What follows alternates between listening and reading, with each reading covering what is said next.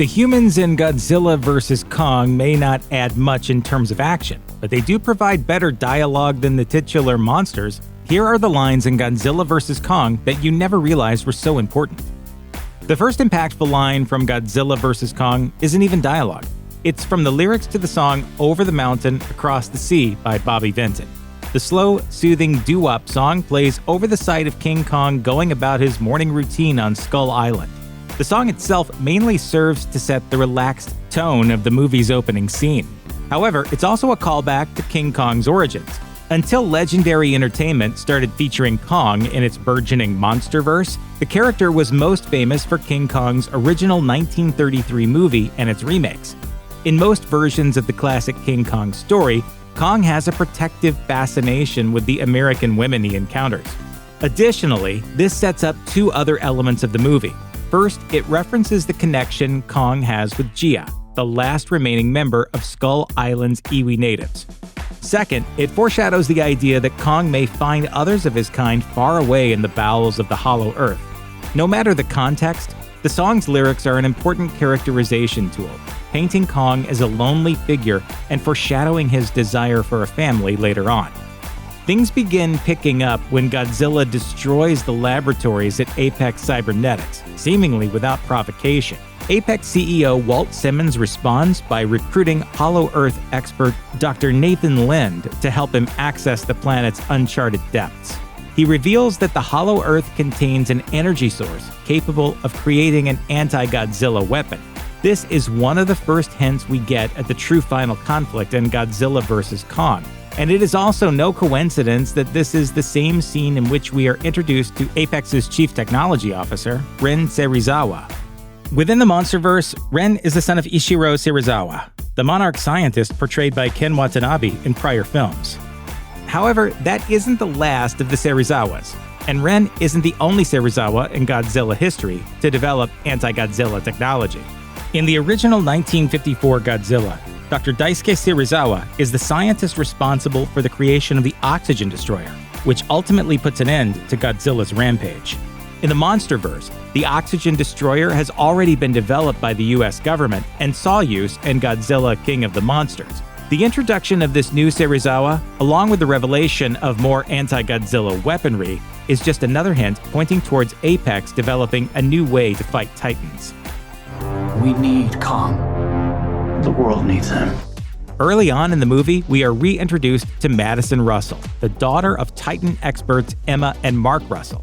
She drags her friend Josh to team up with anti-Apex conspiracy theorist Bernie Hayes, who keeps a flask of expensive Japanese whiskey and a gun holster under his jacket. The three go on to infiltrate and investigate Apex's inner sanctums based on the idea that the company must be provoking Godzilla. The whiskey comes back into play when it is revealed that Apex is developing Mechagodzilla, a robotic knockoff of the genuine article. After Mechagodzilla goes haywire and begins posing a threat to the human population, the crew intentionally spills Hayes' whiskey on Mechagodzilla's remote computer system, stunning the cybernetic Titan and allowing Godzilla and Kong to gain the upper hand in a 2-on-1 battle. The holster in particular is a foreshadow to the fact that the whiskey is actually a Chekhov's gun, primed to fire in the third act and help destroy Mechagodzilla. The movie comes to a huge turning point when Madison, Josh, and Bernie break into the deepest depths of Apex's underbelly and discover the truth about Mechagodzilla. Using the remains of Ghidorah, Apex has developed its own synthetic titan capable of competing with Godzilla one-on-one. The design utilizes two of Ghidorah's 3 heads to piggyback off of their natural telepathic connection and allow for the presence of a remote human pilot, in this case, Ren Serizawa. This is a direct reference to the version of Mechagodzilla present in the films Godzilla Against Mechagodzilla and Godzilla Tokyo SOS. This Mechagodzilla was constructed from the remains of the original 1954 Godzilla in order to fight off humanity's other monster threats. Much like the Ghidorah-based design featured in Godzilla vs. Kong, this Mechagodzilla also went haywire as a result of possessing leftover intelligence from its organic structure.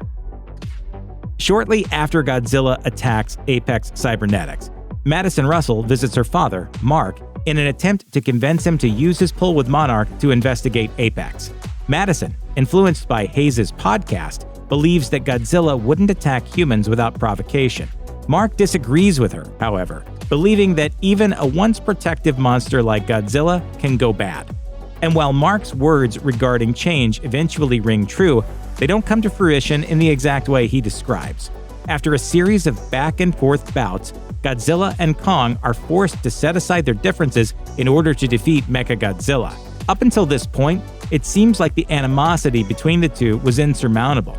Even the vastness of the gap between Hollow Earth and the surface wasn't wide enough for the two to bury the hatchet. But things change once the two manage to take down Mechagodzilla. After this battle, both Kong and Godzilla are willing to put aside their differences and go their separate ways, with one ruling the surface while the other rules Hollow Earth.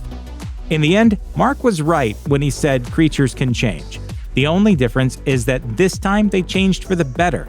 Instead of finishing their ancient war, the two bury the hatchet, effectively wrapping up the main conflict of the series. Now that the kings have taken respite in their respective kingdoms, there's nothing hinting at another challenger. For now, it seems, Legendary's Monsterverse is at peace. Check out one of our newest videos right here. Plus, even more Looper videos about your favorite movie moments are coming soon. Subscribe to our YouTube channel and hit the bell so you don't miss a single one.